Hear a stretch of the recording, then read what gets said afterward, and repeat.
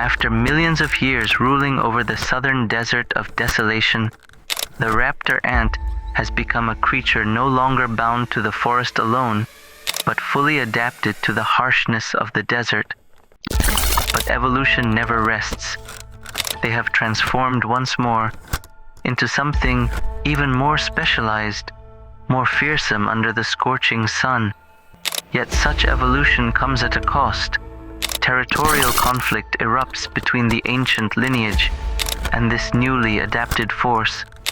Two paths of survival, one battlefield. Who will be driven from the desolation? As your Hive Guardian, I will report directly from the front lines. And to all brave warriors, prepare yourselves. The war is coming. The Queen has dispatched a scout toward the southwest Red Desert, where rumors tell of a colony, once our kin, that has since evolved into a new desert-dwelling force. And at last, the scout confirms it. A new colony has arisen. It is time to summon reinforcements. We arrive just as they are hunting desert locusts under the dying light of day. We launch our ambush. Several of their workers fall before they can react. The rest flee, retreating deep into the earth, into their desert citadel. We pursue. Down the tunnel walls, we see fragments of shattered exoskeletons, decorating the passage like a nightmarish interior, tightening as we advance. Suddenly, a deep rumble. A valve bursts open. From within, a blast of scorching air erupts. A violent gust, heated like a furnace, tears through our ranks, sending many of our warriors crashing into sharp walls and embedded bones. Some are injured, some fall, but when the wind finally dies, we breach the heart of the colony and find nothing. The citadel lies abandoned. So this is the fortress of our desert rivals, reinforced with gravel and resin-like secretions that harden into stone. Above the central chamber lies a thermal buffer zone, regulating heat and airflow.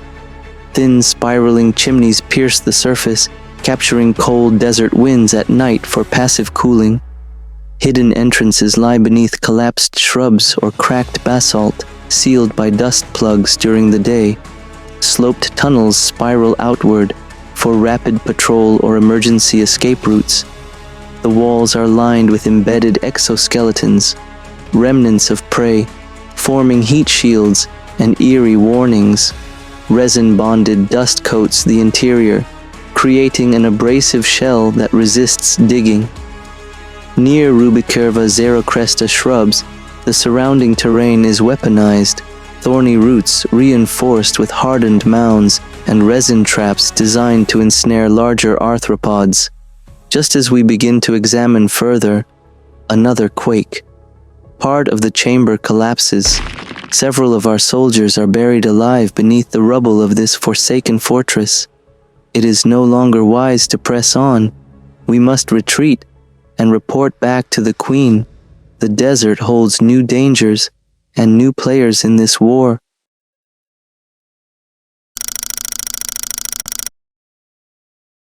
The Red Desert has revealed itself to be a major migration path for the desert locusts, a perfect zone for gathering resources. Our workers begin their harvest, but then, several go missing. Soon, we uncover the truth. Enemy soldiers have returned, launching a sudden ambush with hidden traps. Release emergency pheromones. The signal bursts into the air, a call for immediate reinforcements. Our nearby forces catch the scent and rush toward the hunting zone. But too late. It was a trap. We are lured into collapsing sand pits, buried before we even see our attackers. Their troops are already waiting. In one-on-one combat, we hold our ground. But this isn't a fair fight. We never saw the battle begin. It's not a clash, it's a massacre. One by one, our warriors fall. In the end, not a single soldier remains. The desert claims them all. Every move they make is always one step ahead of us. The enemy continues their reign of terror, raiding and destroying our foraging zones without mercy. And now, they've come for our castle. This is no ordinary threat. It's the rise of the ash raider ant, known by their scientific name, Raptor nocturnignis. Raptor, predator ant, from formica, ant, and raptor, thief. Nocturnignis, fire of the night, from nocturnus, night, and ignis, fire. Not far from us they rise. Length, 15 to 20 centimeters. Weight, 350 to 550 grams. Their dull dark brown to black exoskeleton is dusted with silica, providing both abrasion resistance and camouflage in volcanic sands. Their spiracles, hidden and filtered by fine hairs, prevent sand inhalation during raids. Along their backs and undersides are plate-like protrusions. They release excess heat at night and insulate against the cold at dawn. Their forelegs are broad and shovel-like, perfect for digging ambush tunnels and breaching burrows. Their dual-jawed weaponry, serrated outer scissor mandibles for tearing prey and carrion, needle-like inner mandibles for extracting fluid or cracking seeds. Their compound eyes are small, but adapted for night vision, sheathed in transparent chitin to block dust. They are active only from dusk until before sunrise, preying on insects, scavenging carrion, raiding burrows, even feeding on cracked rubicurva seeds split by heat or fire. With swift, coordinated attacks, they strike at weakened nests, rotting vegetation, and hidden egg caches. They roam the dry zones, occupying abandoned tunnels, cactus bases, or dense spine-hatched shrubs as temporary shelters. They even track thermal residue in the sand, able to follow prey or rival colonies hours after their passage. And now, they've torn through our castle guards with ease. They storm the gates.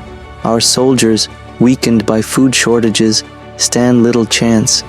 Chaos erupts as the ash raiders ravage our stronghold. Thankfully, a few of us make it out alive, slipping through one of our hidden tunnels beneath the wreckage. Move quickly. We must return to the central hive, regroup, before we lose everything. We have finally regrouped here, but it seems the ash raider ant kingdom has begun expanding into this territory too. After tens of millions of years of adapting to this land, our once stable domain now suffers from constant terror. Our forager teams vanish without a trace. The desert locusts dwindle in number, and our kingdom begins to suffer from a severe food shortage. Hunger becomes inevitable, but even in desperation, we must remain vigilant.